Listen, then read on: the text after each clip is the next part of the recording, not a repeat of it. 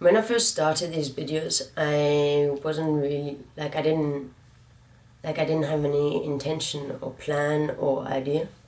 All I knew was that I was suffering under severe stress, and I'd just come out of a very abusive, covertly mostly. It was also physically abusive, but it was more the covert physical abuse that was so traumatic. And I actually took the videos while I was dealing with post-traumatic stress disorder. So I don't know why, but for some reason I didn't want to talk about, I didn't mention the domestic abuse, but I didn't want to go into it because it's not really that relevant for you to understand Krishnamurti. However, as I go through life, pretty much a lot of people that I meet, they've dealt with or are dealing with domestic abuse. So a lot of the relationships are toxic. So meaning that one partner gives too much and the other partner just takes and takes and takes. And it slowly grinds on you, it slowly wears you down. And the interesting or fascinating thing about it is that you yourself can barely notice that you're being abused. It slowly starts and increases and increases, so it gets worse and worse over time. So you're in this ideology of this relationship, and you think you need to work on the relationship, and even though things don't add up, you think your responsibility is to work on it, or you're somehow some sort of trauma bond, or you went through something and that keeps you in the relationship. I don't really want to, I'm not a relationship expert. I've just noticed this in real life, and that's why I want to talk about my experience.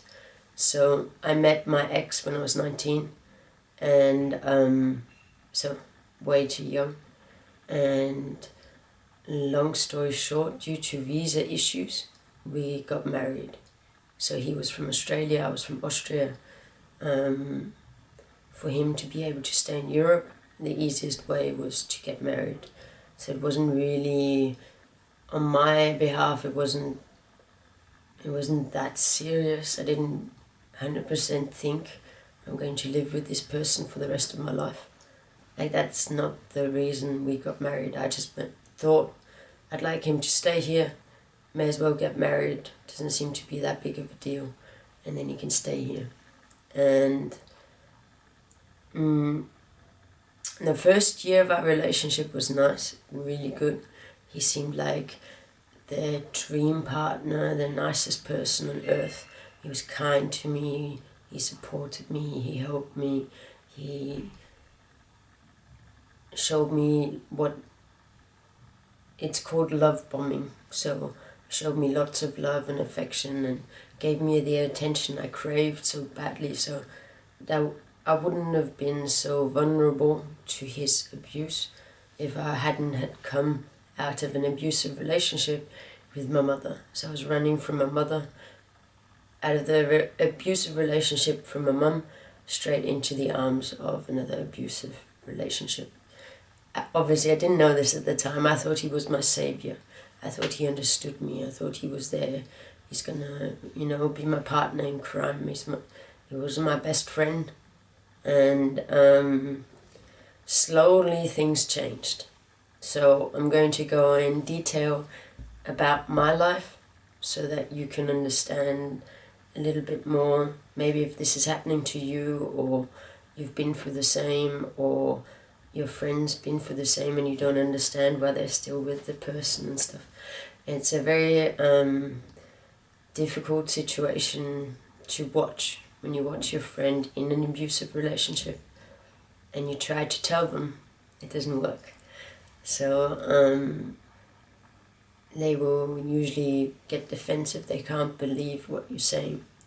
And even though it may be the truth, they believe in the ideology of the relationship more than they do truth, because it's the same. I keep laughing because I'm comparing them to junkies, because if you tell a drug addict, hey, you're addicted to this drug, they know they're addicted to the drug, like it's obvious, but they'll get very defensive and they'll get very aggressive because you're saying exactly what they don't want to hear.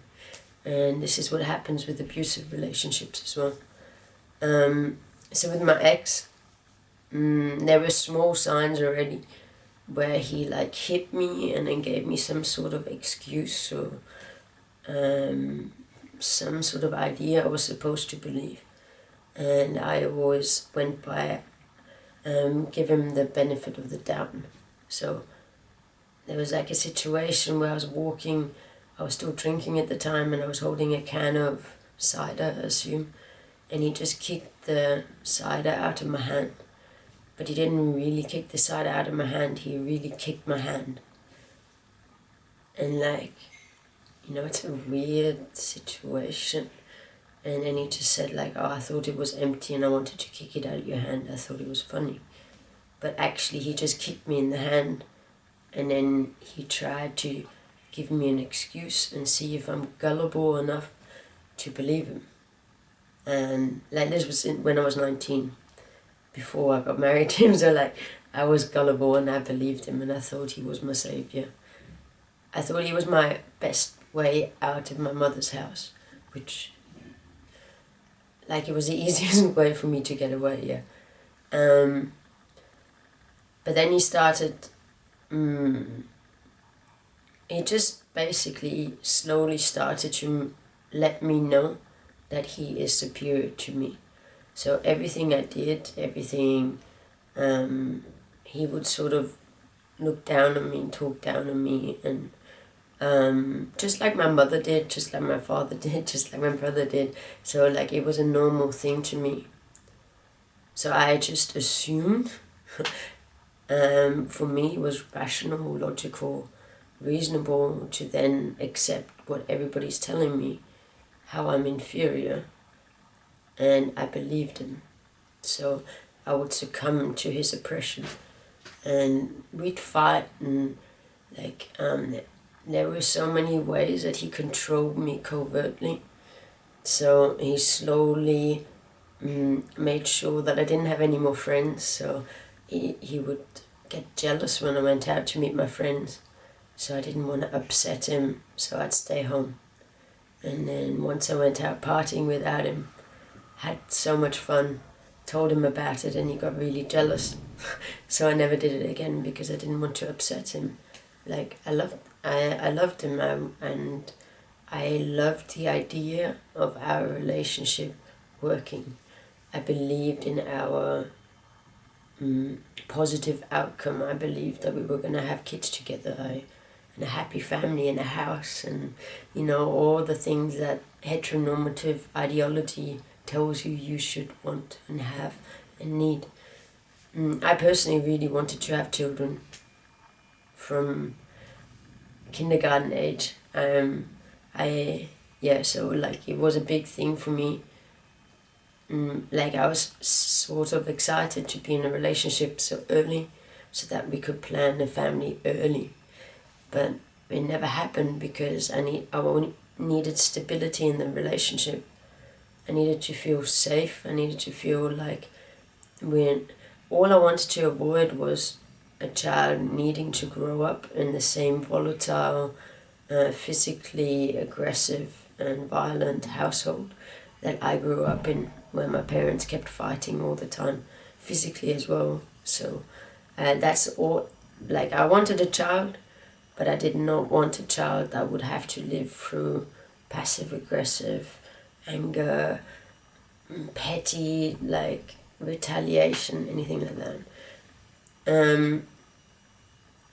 Basically with my relationship, after about 2 years, like we'd been together for 4 years then, so 2 years into the marriage, I was trying to work on our relationship. I was overthinking, overanalyzing, trying to fix whatever's wrong and try to help him, support him.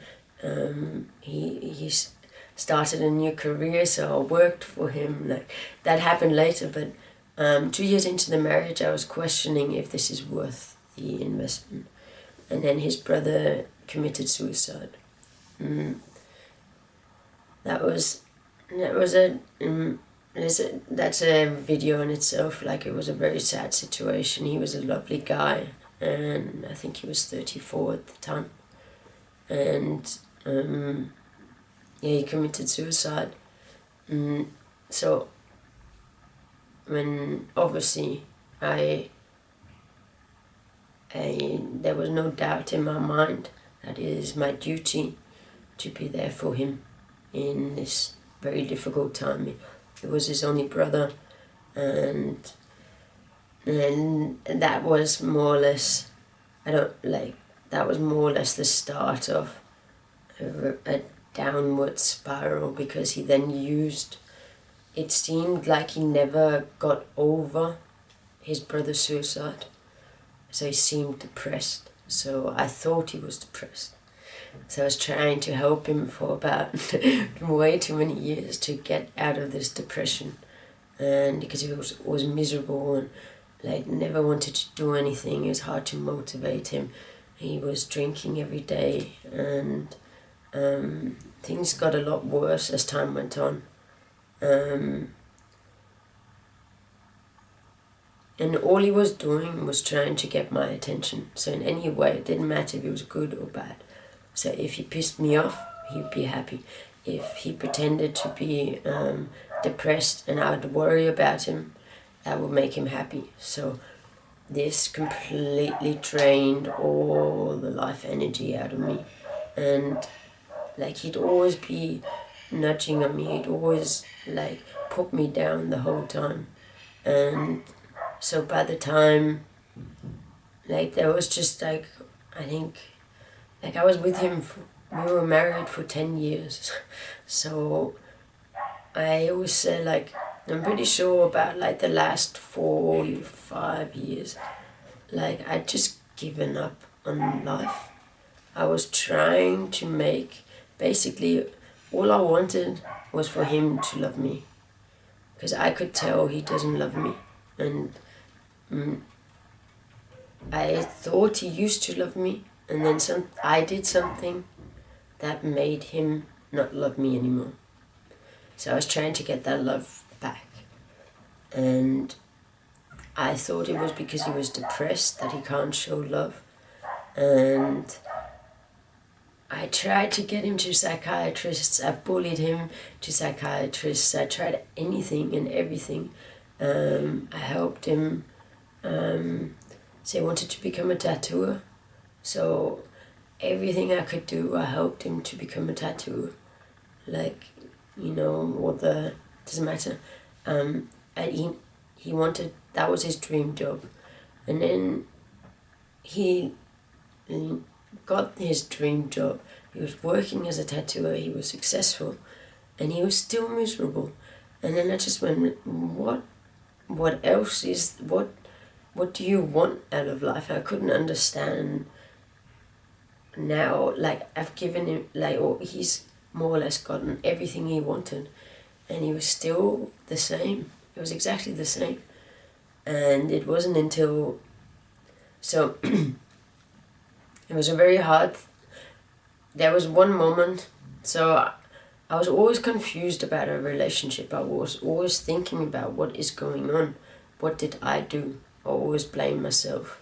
And I was always trying to fix it or trying to make it work. And then there was one moment where he said something to me, and I would never accuse him of doing something without evidence. So he said something to me, and I was angry at him. So I said to him, "You're just manipulating me. All you're doing is manipulating me." And to me, manipulation is a very, I'd rather get hit in the face than be manipulated. I find it very disrespectful, very harmful, very violent. And then he ran out the room, and he really wanted me to come with him to the tattoo convention to help him. And he came back and he said, "Well, okay, maybe I manipulated you a little bit there, but, and as soon as he said that, he admitted manipulating me openly as if it's nothing. As soon as he admitted that, I understood, okay, oh my God, he's been lying to you all this time.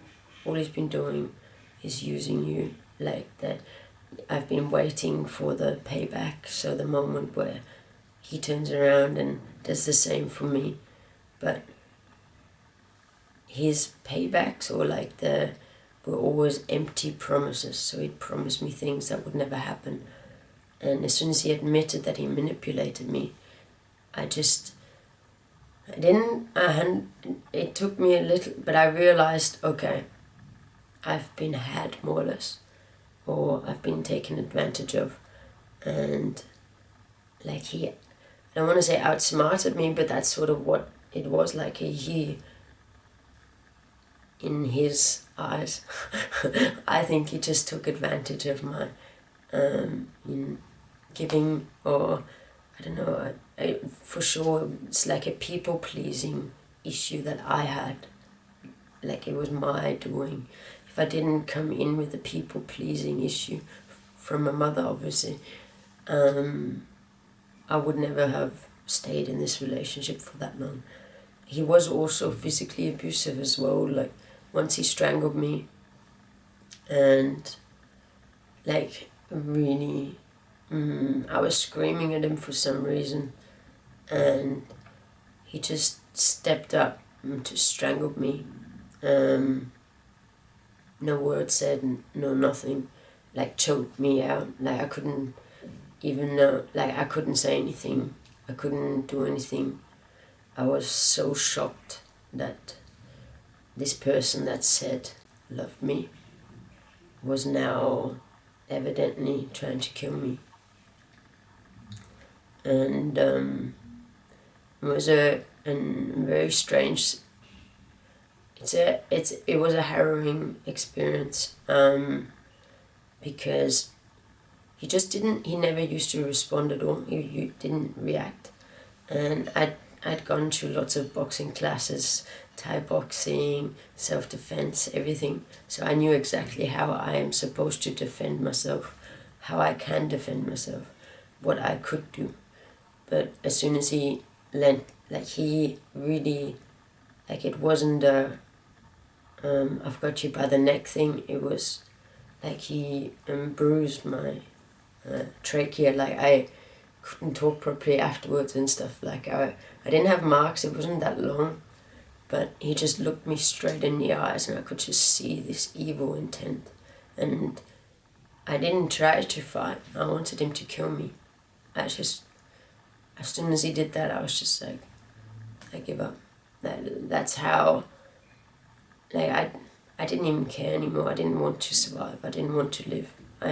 If this is the man that I chose to live with, if I've made this grave of a mistake in character, if the person that says that loves me will do this to me, I didn't want to live. That was not. I didn't kick. I didn't do anything. Nothing. I just looked him in the eyes, and I just saw his evil intent. Like he was just like, he wanted to kill me. And like as soon as he didn't let go suddenly, and just shook his head, he went like this. And I knew straight away what he was thinking, what he said no to. So like I knew what he was thinking and what he decided not to do. And that in itself is, well, it was a very scary, very like intense moment in my life, of course. But what I did afterwards, that's the thing that's way worse, because I always used to say as soon as my partner hits me, I'm gonna leave. It's not true. I was hit by numerous partners, slapped around, and every time I rationalized it away. So in this situation, I would have said something like, I really pushed his buttons too far, or whatever, I can't remember what exact rationalization I made. All I know is that like I had this moment of deciding. I just saw the truth. I saw it in his eyes. I knew exactly what he was doing. I knew exactly what person I'm dealing with in that moment. But I didn't want to admit it. So what I should have done, completely 100%, without a shadow of a doubt, I should have gone straight to the police, kicked him out, and never talked to him again. That's the only sane, rational response to your partner strangling you. It's the only thing, like, there's no rationalizing strangling. No. Like, same with hitting, same, like, any sort of physical violence that is, retaliation, just oppression, like any physical violence that is not, you don't do, like, you would never want to hurt someone you love. It doesn't make any sense. What I did, however, I was strangled. I was faced with this split-second decision, and straight away my mind went the opposite. I did not want to go to the police. I did not want to break up this relationship. I did not want to end this like this. And I did absolutely no smidgen did I blame him, which was the craziest thing. I blamed myself. I thought that I pushed him too far. And he did apologize, and he apologized a lot, and he was really nice to me for the next few days. So they hurt you, and then they try to win you back. And this is sort of what he did, more and more and more and more. So he'd try and hurt me more. It was more the psychological abuse. As I said, the strangling was scary as hell, of course. But that's like, you can see it, it's evidence, it was there.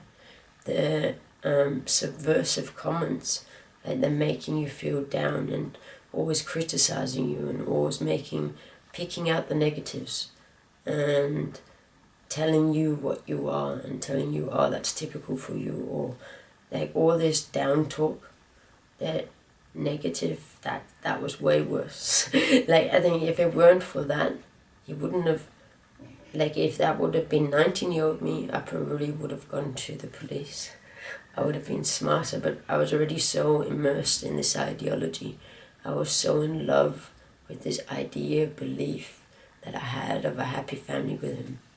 So even though he strangled me, I still wanted to believe that we could be happy. And that's what I chose over rational thought.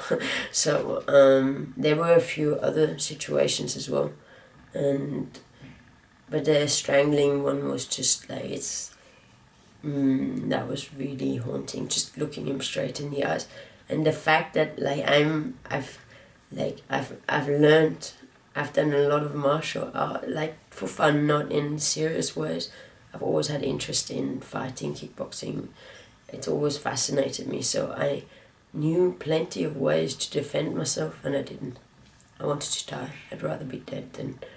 I couldn't face the reality. I couldn't admit to myself that I've made a mistake in this person, like falling in love with this person, loving this person. Him isolating me from my friends and family, that was one major component. So I spoke to someone the other day who had a good family and friends around her, and they told her, hey, this person's not treating you well. And then she could sort of see it a little bit better, but she also said that she couldn't see it until it was over. And that's what happened for me as well. As soon as I was free from him, as soon as he left, as soon as I had my own space, that's when I fully realized how much control he had over my life and how little agency I had in my own.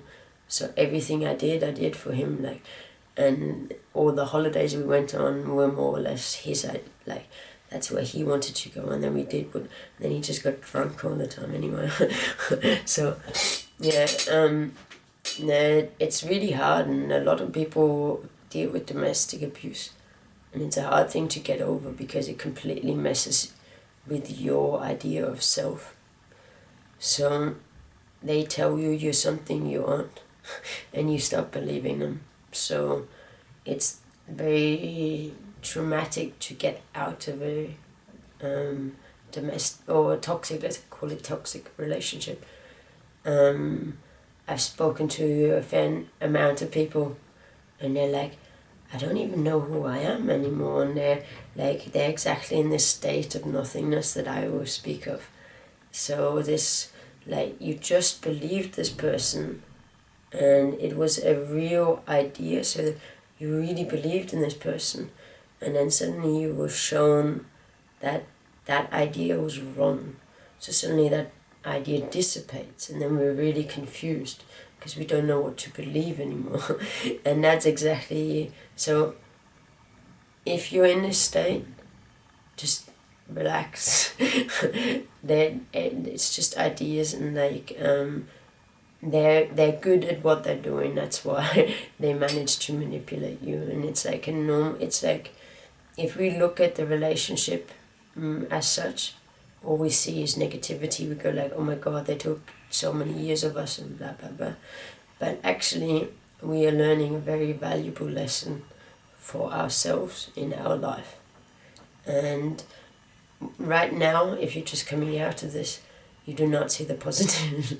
You need a little bit of time, and then you realize that even though this was a traumatic, scary, horrible situation, the growth that you gain from that in life it's priceless. So like, you don't see it right now, give it a few months, give it a year, and it teaches us about ourselves. So I was fortunate because understanding my relationship to my ex, it was straight up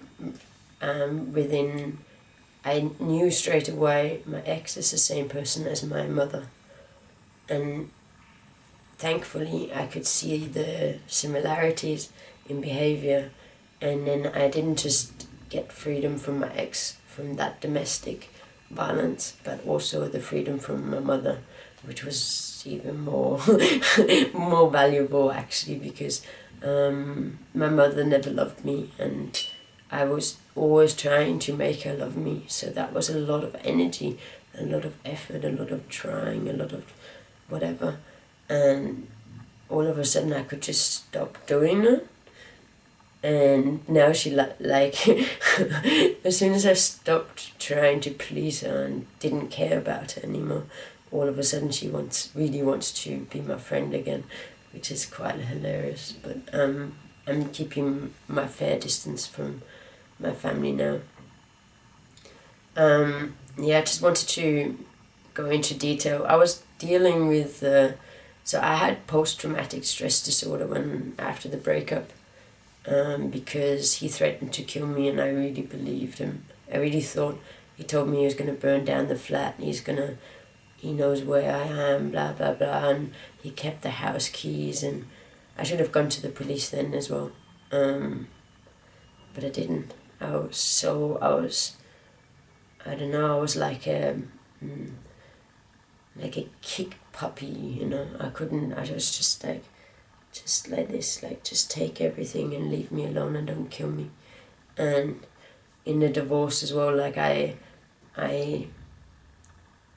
made the decision not to go forward in proceeding to sue him for divorce, because I knew I was going to win, and I was pretty certain that if I were to win, he would kill me. And yeah, like that's how psychopathic he was. And when my ex choked me, like when he actually strangled me, I'd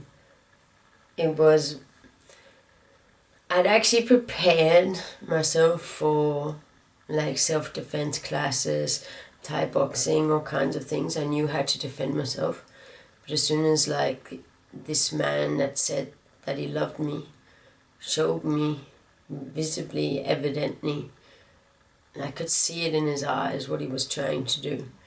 Like I could just feel it. I knew he wanted to kill me, and I didn't have any fight. I didn't care. I didn't want to survive. I didn't even, like, maybe I put my hands there, but I even knew that doesn't work. So like I didn't even, like I just went limp. And after that situation, like it's clear evidence, it's a sign, it's like you can't get any more definitive than that. That is evidence of physical abuse. So the covert abuse that I felt should have been validated at that point. But at that moment, like I had the decision, okay, I'm either living with a psychopath and I've invested the last 10 years of my life to someone that's just sucking me dry and then they want to kill me for it, or I can believe his apologies and hope that what he's saying is true, because what he's saying is feeding my belief of our future, our shared future, our kids, my family, my happy future. I wanted to believe in that more than the evidence shown in my real life. If I would have seen it as it is, without an ego, without a belief, without any idea of relationships, I would have gone straight to the police and I would have reported it, and that's what I should have done. But at that time, that didn't even occur to me. And I was well informed about physical abuse. Like I always used to say, as soon as somebody hits me, I'm out. And then somebody strangled me and I saw that he wanted me dead. I could see the look in his eye. Like I can still see it. Like it haunts me to this day. And I couldn't, like I rationalized it away. And he was really nice to me afterwards, so I wanted to believe in it. I just went like the easy route. Instead of facing what I saw, facing reality, facing what is, I chose to prolong my suffering a little bit further and sway myself in a false sense of security or love. It should have been the very clear evidence side, and then I sort of kicked myself in the arse a little bit for not going to the police at that moment. Would have made my life a lot better, would have been the right decision for me in my life. But I still believed in our relationship, and that's the thing that gets people caught. And it's like, it's the same as, it's hard to watch. It's hard to watch your friend in an abusive relationship, and it's really hard to, everybody needs to find out for themselves. I always tell people, hey, this and this and this and this behavior, I will make them aware in a very gentle, calm manner. I wouldn't say hey, your boyfriend's abusive. I'd just say hey, this and this is not normal, or this and this is not, you don't deserve this, you deserve, someone that's kind to you, someone that's nice to you, someone that wants to love you back, It's as simple as that, but they always reel you in with their false personality and the love bombing, and then you're already invested, and then suddenly everything changes, and it's hard to get back out, and it's hard to recover from it as well. I've spoken to many people after they sort of lose their sense of self, or they said it's a loss of an ideology, and you lose the idea of your shared future. So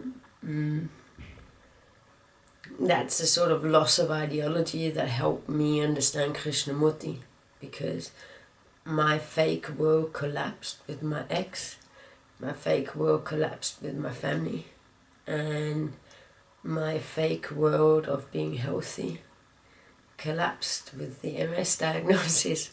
So unlike my fake idea of security collapsed with my financial loss and property loss. And so like I pretty much lost everything, which made me the happiest person I've ever been. Interestingly enough, because when I actually lost everything, it was easy for me to accept that I am nothing.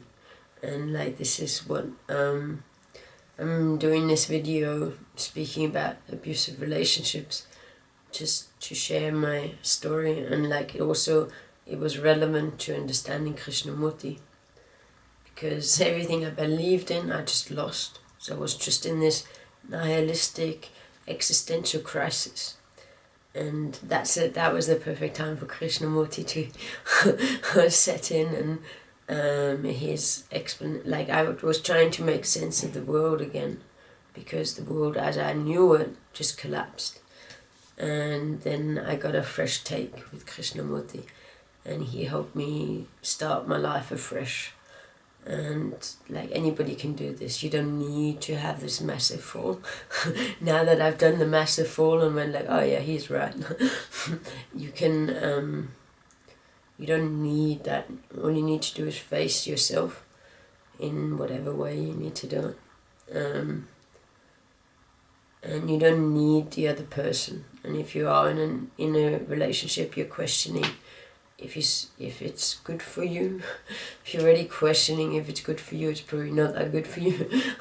Like, yes, you do have to work on relationships, but sometimes it's pretty easy. When you look at what is, you can weigh up what the truth is. So if they're telling the truth or if they're just keep feeding your lies, it's just a matter of time to see what actually is done. If you believe them, then you won't notice when it doesn't actually happen.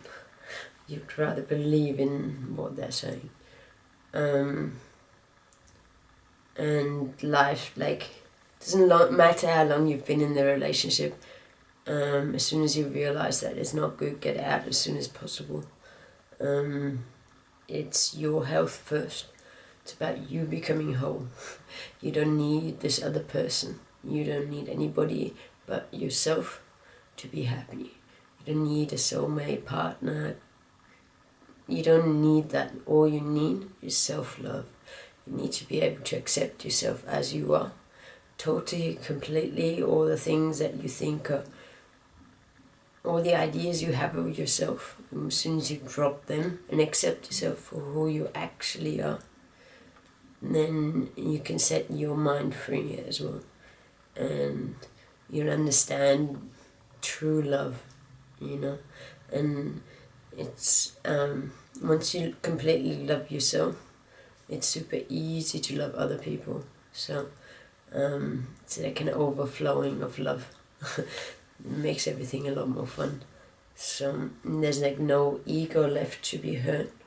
So if I love someone, they don't love me back, it doesn't really make any difference. And like, oh yeah, I had a bit of love there that didn't get received. Like, man, whatever. It's not that big of a deal anymore. Like, it changes everything. And it's important to know that you don't need another person. You alone, like loneliness, like don't worry about that. You alone need to find yourself. And as soon as you find yourself, then you'll be free to love anybody else. But there's always a codependency. So the idea of you needing the other person, that needs to go, because you don't need the other person. You'll find out sooner or later. And especially if the relationship is toxic, like within a short period of time you'll notice that you'll feel so much freer. And you know, life is about learning about yourself. So you can't see the toxic relationship as a negative thing. It's just you needed this negative thing to learn about yourself. So it's a blessing in disguise. Sorry, especially if you just broke up from a toxic relationship, it won't feel that way. But it is actually a blessing in disguise, because they teach you more about yourself than most things can. So, yeah. and all you need is you. So you are all one, you are whole, you don't need anything else, you don't need anybody else. As soon as you find yourself, everything else is a bonus. So, and you can't, all you need to do is face yourself, and like, you're going to be running all your life. So the sooner you do it, the better. Sooner or later you're going to have to face it, and that's as simple as it is. And it's better to face it in calm, sound mind than it is to crash and burn on a heroin binge or whatever. Because that's also a way of doing it, but not the preferred method, please. Thank you very much for listening, and talk to you soon. One love.